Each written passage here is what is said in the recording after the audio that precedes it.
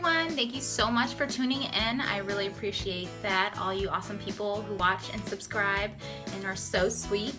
I just wanted to show you a technique to get a flawless look today, all the way from the eyes, which is simple, to the eyebrows and just foundation. If any one of you have questions about what I'm using, just message me below or personal message me and I will get back to you. But again, I just wanted to show you the technique. I've been having a lot of requests on technique. This is really easy and it was very quick, so thanks for staying tuned. So I had to speed this thing up because it was kind of too long for me. So I'm starting with a matte foundation that is a 24-hour lasting medium coverage foundation that is buildable. So I'm using a stippling brush as my technique to actually build and make this a flawless look. Of course, I did prime beforehand, whatever your favorite primer, is. That is what I did with this look. As you can see, I am doing on the eyelid. I'm stippling on the nose, and as you can see, everywhere else on the face. And I'm adding a little bit more to those freckles.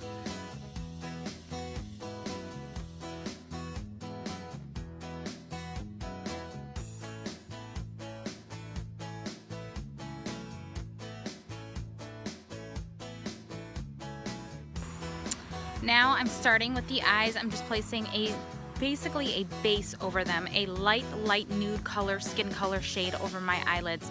Then I'm going over that on just the lid, as you can see with my brush, soft and synthetic brush. It's literally, I'm not sure the number of this brush, but it's very small. It's very tiny tip to it, and I'm just putting a darker color brown over the lid, and I'm also sweeping away any fallout.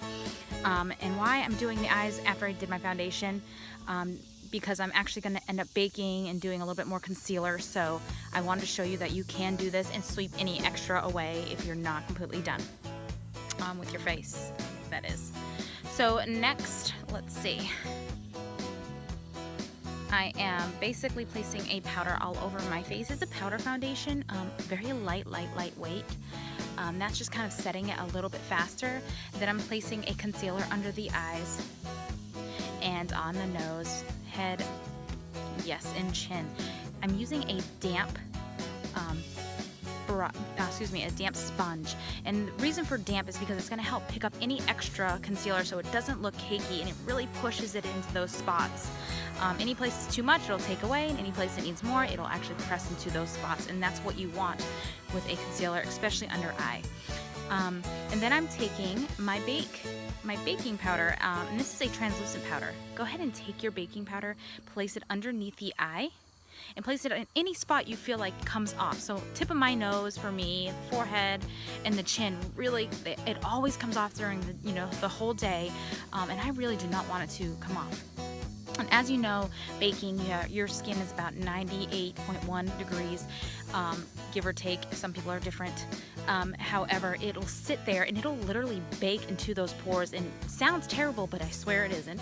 It's just meaning it's not going to move. You can shower, you can jump in the pool. It is not going to come off without you literally washing it off. So now I'm contouring. Stay tuned because our Mielle Contour Highlight Kit is insane. But I am using a contour. You want a matte kind of contour. You don't want that normal bronzer which has that sparkle in it. You want a matte look, because that's the look we're going for in the technique that I use. Using one of my angled blusher brushes, I use that to actually put on the contour. I use it for quite a bit of everything. Now I'm brushing away with any puffer brush that you have that extra bake that was on your face. Just brushing that away. So my next move is going to be my eyebrows. We have a eyebrow kit. I can't wait to show you the eyebrow kit. It is insane, very easy to use. But as you can see, I don't do very much with my brows. I really need to, but I literally I'm a mom of two, and I kind of like just get going. So I literally am just filling in those lines. Yes, they're a little darker than my hair, and I like it that way, but this is my technique. So I used an end of an angled brush that literally is very thin and kind of coarser to place the brow pigments on. Now I'm using any kind of mascara, I guess. You can use whatever kind you prefer, but of course you want one that's very rejuvenating and healthy for the hairs. Mielle's is insanely rejuvenating, and as you can see, it's very thickening. So stay tuned for that. It'll thicken it up. I'll post some links below so you can see more. And now what I'm doing is placing just a tiny bit of rose color blush with that same angled brush. That angled synthetic brush is incredible for almost everything.